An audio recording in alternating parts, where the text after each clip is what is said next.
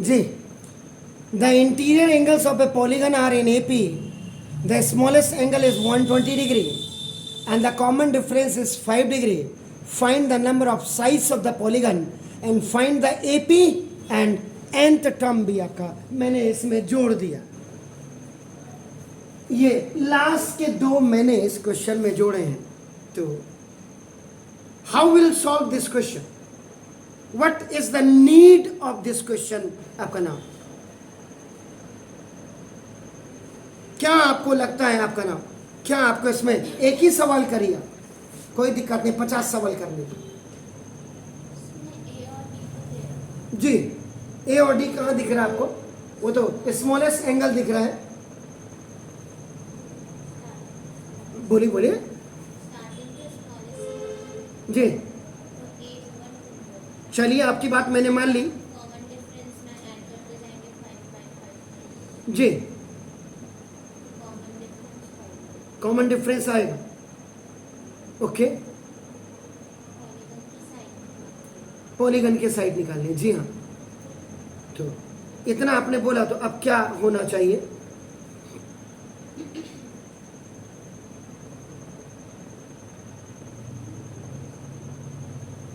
जी,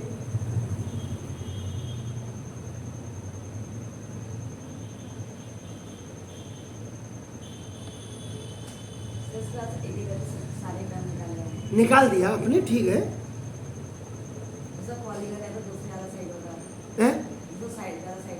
polygon होगा तो वो कौन सा पॉलीगन होगा? पॉलीगन तो आपका पेंटागन भी हो सकता है, हेक्सागन भी हो सकता है, हेप्टागन भी हो सकता है, ऑक्टागन भी हो सकता है, डेकागन भी हो सकता है. अब आजकल तो माइक्रोगन भी है, मिनी गन भी है, मेन गन भी है, पता नहीं क्या क्या गन बन गई. अभी कौन सी वाली गन है? GON वाली है या GON वाली है? ये तो आप डिसाइड करेंगे. जी, इसमें मेन आपको क्या चाहिए? मैं आपकी बात से 100% आई एम जस्ट आपका अप्रिशिएटिंग यू कि आपने बिल्कुल सही. चलिए, let small A be the first. आपका पहले पूरा ही लिख देता हूं इसको. Solution. Let small A be the first term of an AP and D is the common difference. ये मैंने लिखा. आप मुझे कह रहे हैं कि आप इसको जो द स्मॉलेस्ट एंगल को आप लोग कह रहे हैं कि आप इसको A मान लीजिएगा. मैंने चलो इसको आपका 120 डिग्री को आपका A मान लिया. 120 degree more than 90 in less than 180. इसका मतलब ये ऑब्ट्यूज एंगल तो आपको दिखाई दे रहा है. आपको ये भी पता होगा, ट्राइंगल से जब आप क्वाड्रिलेटरल में one side you are going to be increase, so straight with one side means straight line. Straight line means straight angle is going to be increase. The sum of the triangle is 180. so 180 when you are going to include in 180, so now that is 360 and 360 is the sum of the quadrilaterals angle. आपका fine. तो आपका ये भी आपकी बात से मैं आपका बिल्कुल इत्तेफाक रख रहा हूँ. और ये आपका नाउ कॉमन डिफरेंस आपने कहा कि इसको आप 5 डिग्री ले लिया. ये भी आपकी बात बिल्कुल सराख हो गई. अब आप मुझे मेन मुद्दा बताइए. स्मॉलेस्ट एंगल को आपने you have taken it your first term and common difference 5. अब इसमें 2 से तो श्री गणेश नहीं होगा. इसमें अभी मेन आपको क्या चाहिए? क्वेश्चन को जरा पढ़िए. क्या? एन. कहां से लाओगे आप एन? जी,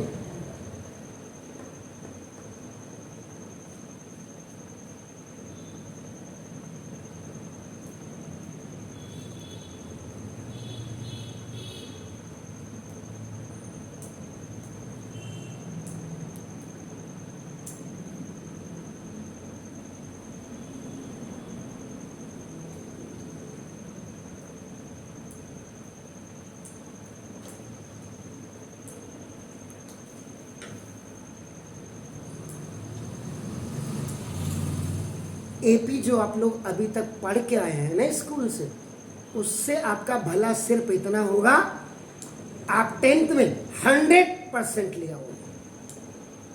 लेकिन अगर आप किसी कॉम्पिटिटिव लेवल में जब आप बैठोगे, फिर आपकी 33% आना बड़ा मुश्किल हो जाएगा। कॉन्फिडेंस लेवल बढ़ाइए, प्रैक्टिसिंग आवर को बढ़ाइए, किताबों के साथ गेट इन टच रहिए, रेगुलर विजिट करिए। इसमें जो सबसे इंपॉर्टेंट इंफॉर्मेशन है वो आपके पास नहीं है। वो इंपॉर्टेंट इंफॉर्मेशन क्या होगी? The sum of interior angles of a polygon of n sides. जिस पॉलीगन की एन साइड्स होंगी उसके जो इंटीरियर एंगल्स का जो टोटल है उसका फॉर्मूला आपका होता है 2n, ये देखिए आपका नाम जैसे -4 इंटू 90 और n -2 इंटू 180 डिग्री होता है। ये आपका ये फॉर्मूला होता है जनाब।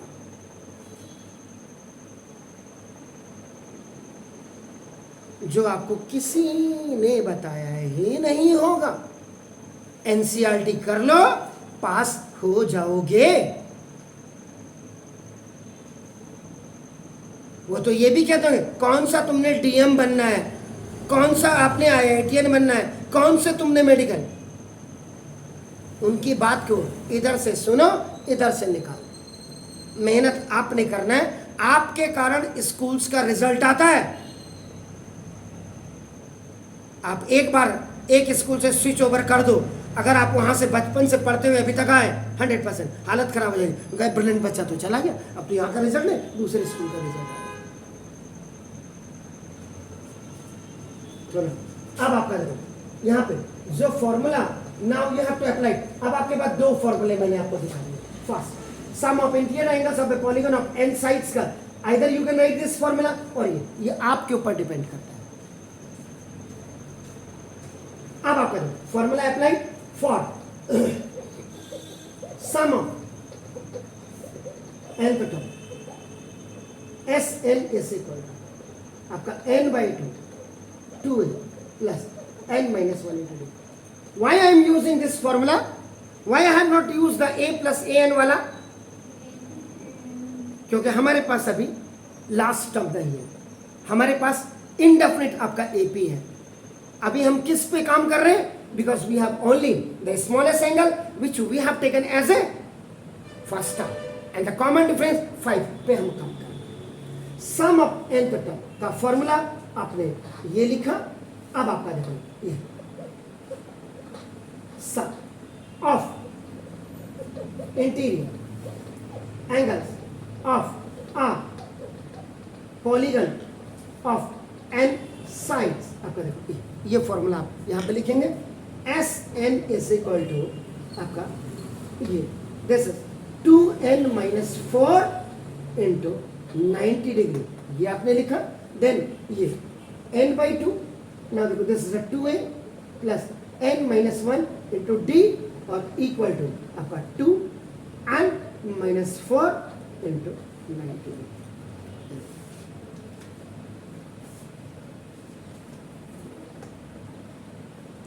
यहाँ पे n/2, 2 into a is what 120 degree plus n - 1 d is what that is 5 degree equal to 2n - 4 or into 90 degree.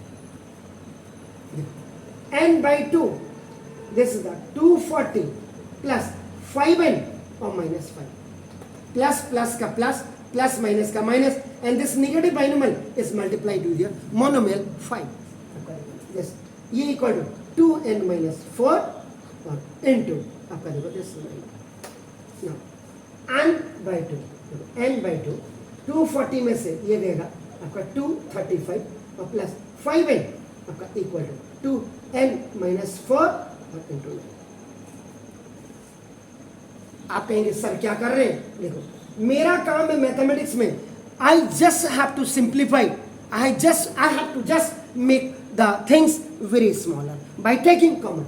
इसमें आपका देखो 5 आपका कॉमन ले लो, तो 5 आपका जब कॉमन आ गया तो अब इधर कितना होगा? 5 4 20, क्या 7? ओके थैंक यू ना।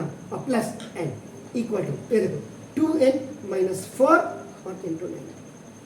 ठीक है, 5 7 जा 35, 3 5 4 जा 20 23। Is it clear? देखो n बाई 2, अभी मैं देखो इसको 47 प्लस n को ऐसे लिख रहा हूँ, देखो 2n माइनस 4 आपका देख लीजिएगा, और ये इंटू 9 की और बाई आपका बाय क्रॉस मल्टीप्लिकेशन, ये बाई क्रॉस मल्टीप्लिकेशन है, जरा ध्यान से आपका ये तो 5 तक कोफिशिएंट इट इज कमिंग, 5 से खल्लास हो जाएगा कितने बार?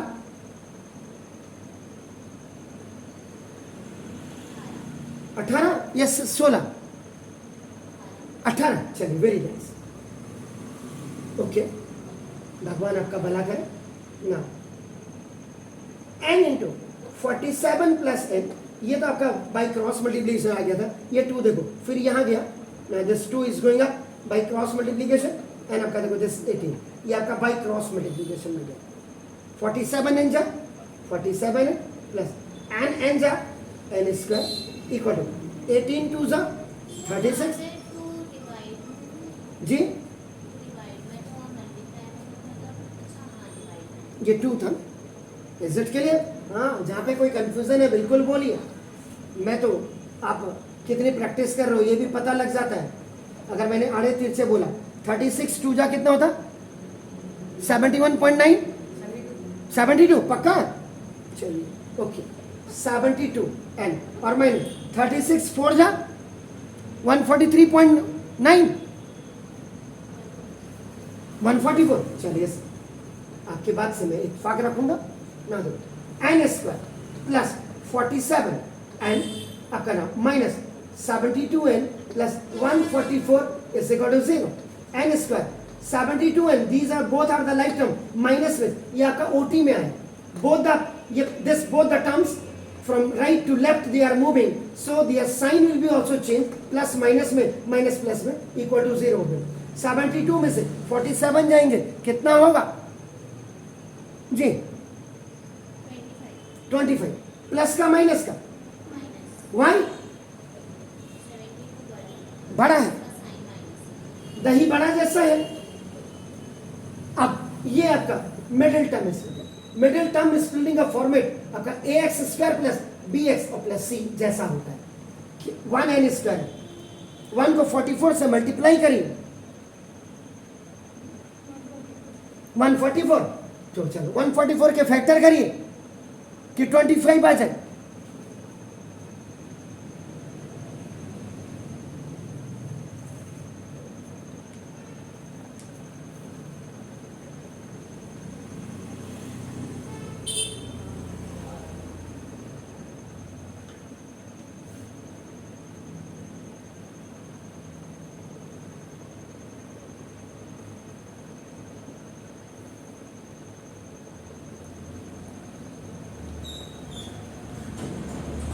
जी बड़ी देर लगाती है की गल।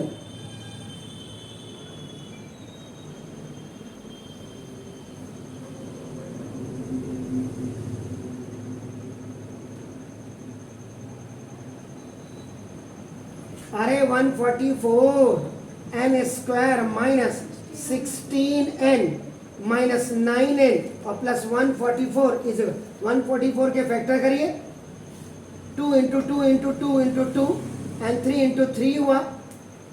एडजस्ट करिए, you have to bring this middle term, यही होता है माइनस 16 और minus 9, if you add minus 25 और माइनस माइनस का plus G for group C for group and n minus 16, इन दोनों में कॉमन n आया, n 16 माइनस 9, क्योंकि if the first binomial is coming negative second आपका ऑटोमेटिकली नेगेटिव होगा, तो ये भी सेम आएगा जो ये था, क्योंकि माइनस प्लस का माइनस, माइनस माइनस का plus, C for common, n minus 16 और एन माइनस आपका 9, ये देखा आपका फर्स्ट इक्वल टू 0 ए, if n minus 16 equal to 0, तो now n is equal to आपका 16 हो जाएगा, and again this is also equal to this, if n minus 9 is equal to 0, तो now n is equal to 9, ये हो गया। अब आपका इसमें if n is equal to आपका 16 अगर मैंने ले लिया, इसका मतलब क्या हो गया, यहाँ पे जो फॉर्मूला आप यूज करेंगे, ये आप क्या करेंगे, an is equal to a plus n minus a, तो आपका इसका मतलब a16 आप निकालेंगे, a16 का क्यों निकाल रहे हैं, अभी आपको रीजन पता लग जाएगा। a आपका कितना है 120 प्लस 16 माइनस 1 और इंटू ये आपका 5 हो गया, a16 इज इक्वल टू 120 और प्लस 15 5 है, a16 इज इक्वल टू आपका ना 120 प्लस 75 195 डिग्री आपका जी। इससे क्या पता लग रहा है आपको जी, इससे क्या पता लग रहा है,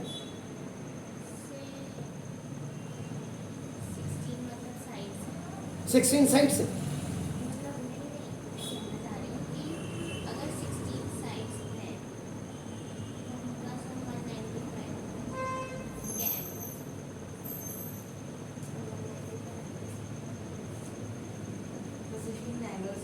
हैं 16 एंगल्स होंगे, तो एक एंगल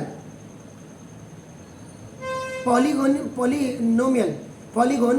को आप जरा ध्यान से, ट्राइंगल होता है, ट्राइंगल में हर एंगल कितना जा सकता है, 90 से ऊपर जाता है भाई। अगर आपका आइसोसेल्स राइट एंगल ट्राइंगल है तो आपका क्या होगा 90 होगा, आइसोसेल्स है तो 45 होगा। इक्विलेटरल ट्राइंगल है, इक्विलेटरल ट्राइंगल का मतलब आपका क्या हुआ 860 हुआ। आइसोसेल्स ट्राइंगल है, आइसोसेल्स ट्राइंगल में आप कितना जा सकते हैं, मैक्सिमम कितना भाग सकते हैं, दिमाग यहां कैलकुलेट करिए ना। अब मेरे पास क्योंकि n इज इक्वल टू मेरे पास 16 है और n इज इक्वल टू मेरे पास 9 है, आप इस चीज से क्या समझ रहे हैं, आपको आंसर आपने जो लाना था find the number of sides आ गई, n इज इक्वल टू 16 भी आ गए, n इज इक्वल टू 9 भी आ गए। अब आपका दिमाग क्या कहता है, अगर आप पेंटागन पे जाते हैं तो पेंटागन में आपका ना, मेरी बात को ध्यान से सुनिए, जब आप रेक्टेंगल में आते हैं तो रेक्टेंगल में मैक्सिमम आपका क्या होता है 90 ऑल एंगल्स। अब आप अगर पैरेललोग्राम आते हैं तो पैरेललोग्राम में आपका अपोजिट एंगल्स इक्वल होते हैं, रोम्बस में अपोजिट एंगल इक्वल्स होते हैं। जाना आपने 360 से ऊपर है नहीं, क्योंकि the sum of all the angles in a quadrilateral is your आपका 360। उसका पेंटागन में आए, पेंटागन की कितनी होगी समिंग ऑल द एंगल्स की 5 से, वो तो मुझे भी पता, पेंटा हो गया, पेंट में गन लेके थोड़ा ना जाना मैंने। सम बताइए मुझे, the sum of all angles in a pentagon is, अरे 360 में 180 जोड़ दीजिए 540 नहीं हुआ 540। इसका मतलब ईच एंगल यहां से आगे आपका रेगुलर हो जाता है, regular pentagon, regular hexagon. Each angle कितने का होगा पेंटागन, अरे 5 से डिवाइड करके देखो ना 540 को, 180। उसके बाद आप आ जाइए हेक्सागन रेगुलर में 6 साइड से 540 में 180 और ऐड कर दीजिए 720 इज डिवाइडेड बाई 6 120,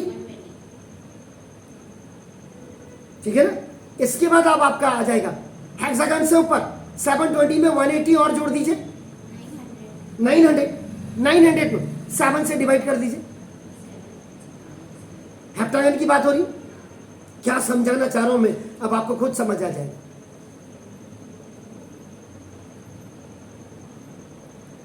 एक ही सवाल होगा, कोई बात नहीं, लेकिन बुद्धि के अंदर आपका घुसना चाहिए ना। 7 से डिवाइड 900 डिवाइड आप डेसिमल में बताओ मुझे क्या आफत है।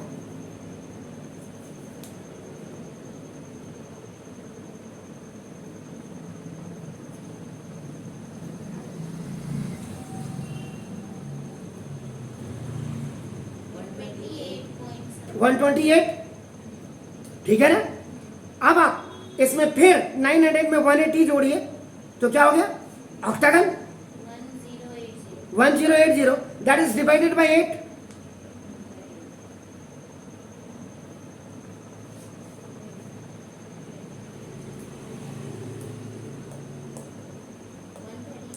वन 1080 में फिर 180 जोड़िए, 1290, दैट इज डिवाइडेड बाय 9।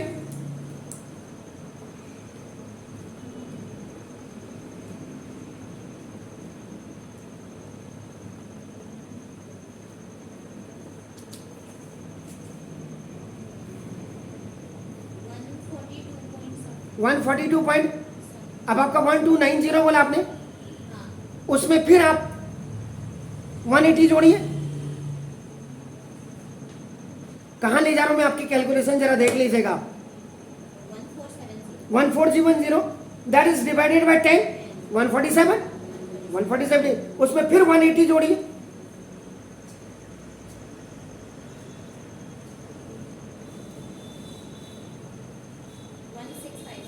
1650 हो गया।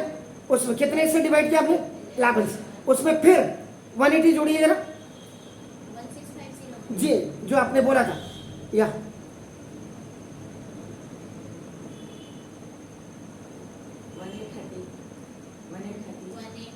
1830, दैट इज डिवाइडेड बाय 12 जी। हाँ हाँ, आपको मैं डेस्टिनेशन तक पहुंचा रहा हूं आपकी, जो आपके स्कूल वालों ने नहीं पहुंचाया, किसी चैनल ने नहीं पहुंचाया होगा। इस सवाल को अभी जाकर के घर जाके चैनल पे देखिए।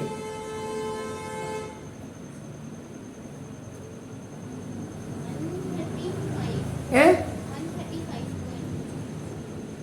आगे इससे पहले वाला बताइए, जब आपका इससे पहले क्या था आपने लिया, 1650, ये कितने आपका कितने के लिए लिया था, 11 के लिए लिया था। इसका डिग्री कितना आ रहा था, 140 के कितना आ रहा था,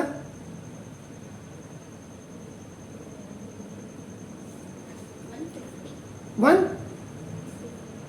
देखिए देखिए, आपको मुझे जल्दी जल्दी करने की कोई नहीं है, मुझे कोई आफत नहीं आ रही है, मैंने तो आपको समझाना है। आप 10 में आपका 10 साइड वाले में आपका डिग्री 147 डिग्री आ रहा था जी। ये आपका 12 वाले में आपका क्या था, 12 वाले में जिसकी 12 साइड थी उसका टोटल सम कितना था एंगल्स का, 1830। इसकी एंगल कितनी आ रही थी, 12 से अभी आपने डिवाइड तो किया था। हाँ बताइए बताइए,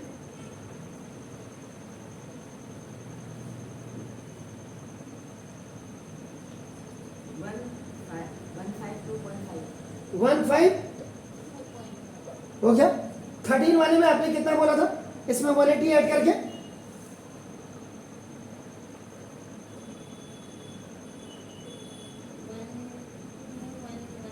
हैं 2110। बाप रे, कहां से आ जाएगा ये तो, अच्छा वो सम। हाँ तो इसमें 13 से डिवाइड करो, कैलकुलेशन भी तो पता लग रही है आप लोगों की।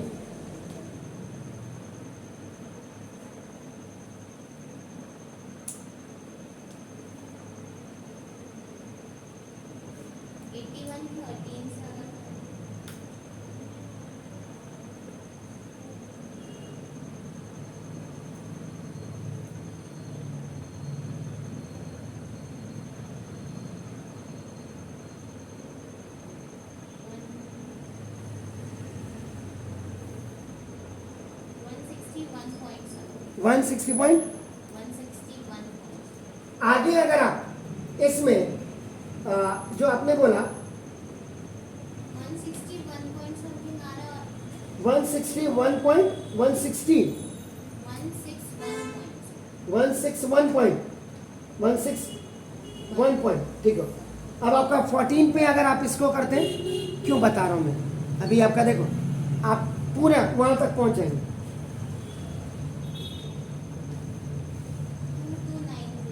2290. 2290 इतना याद रखिएगा। ये जो मैं इतना करा रहा हूँ, ये देखो वही 195 डिग्री आपका आ गया।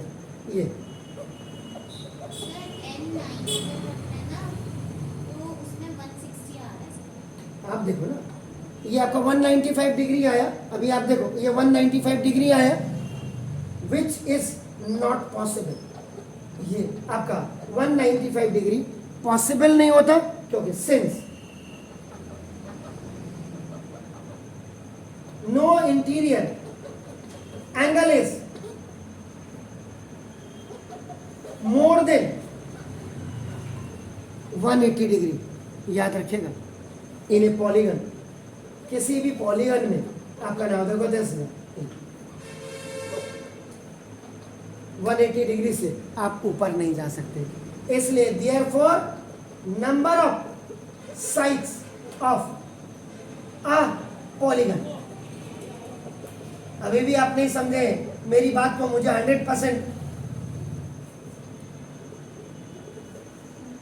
में 160 आ रहा है. हाँ, ये नैनोगन है, दिस इज अ नैनोगन। अब ये हो गया।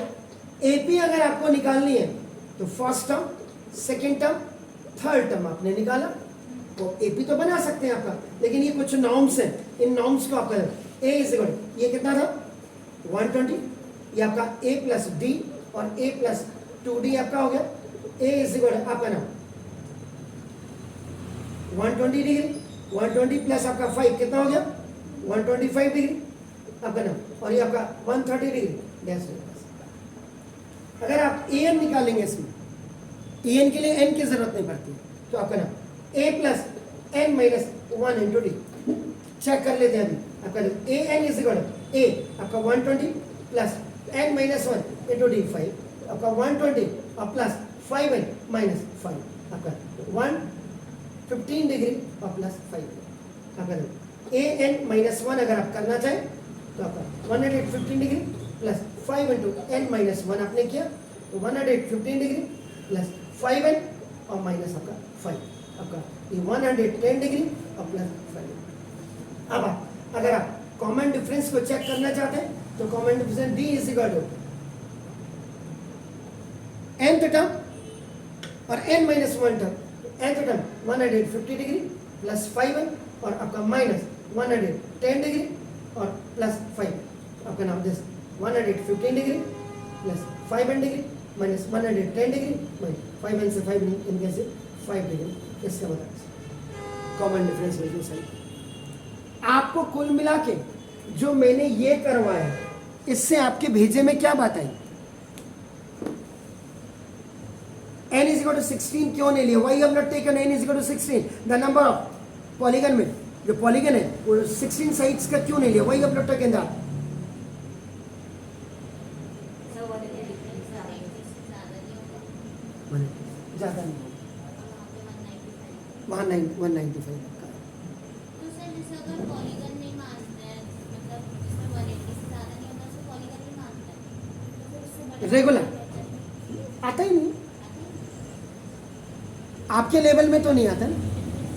आप इस सवाल को जरा आज इस सवाल को और YouTube चैनल में डाल करके आप जरा इसका कन्फिगर देखिएगा, आप इसमें क्या होता है। मैंने तो ये रीजन दिया है, वो क्या रीजन देता है, पहले तो रीजन को जरा आप चेक कर लीजिए।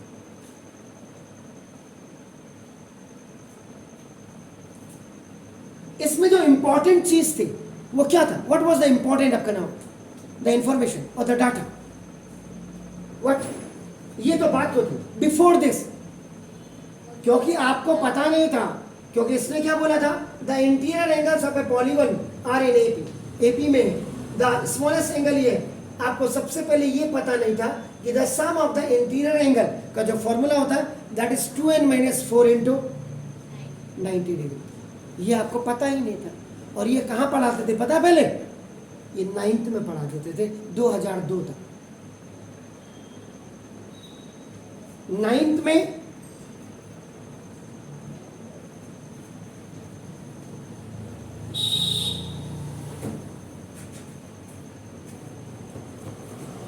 जो आपके जो चैप्टर होते थे,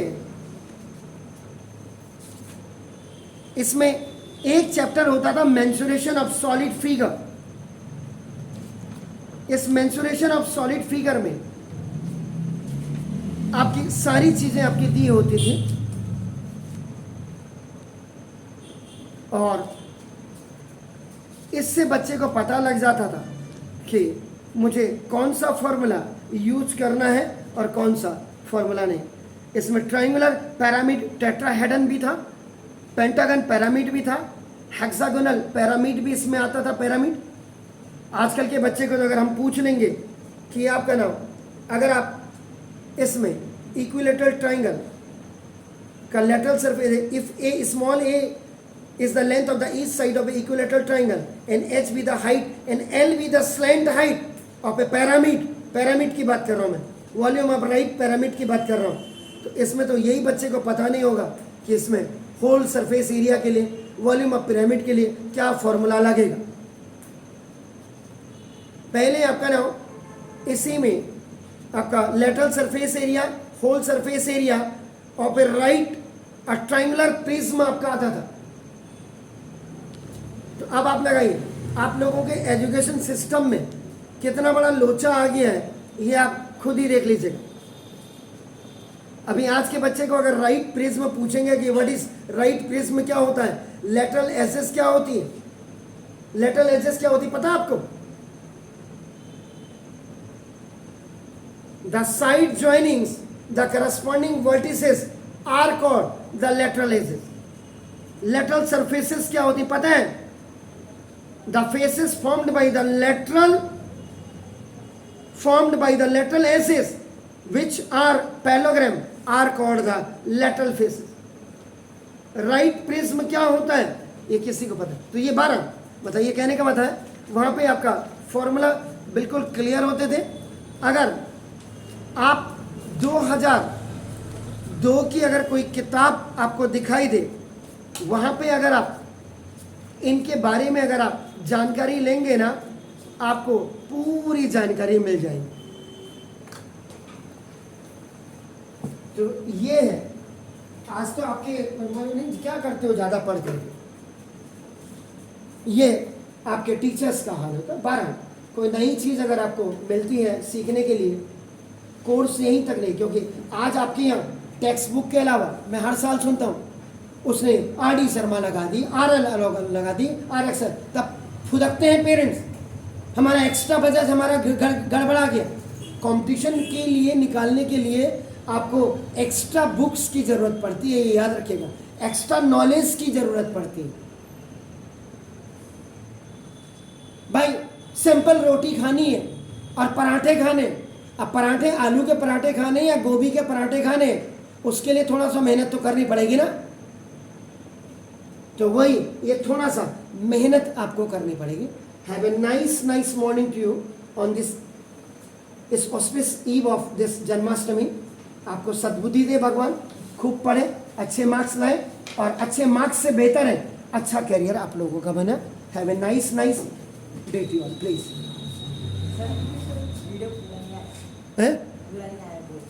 कौन सा वाला?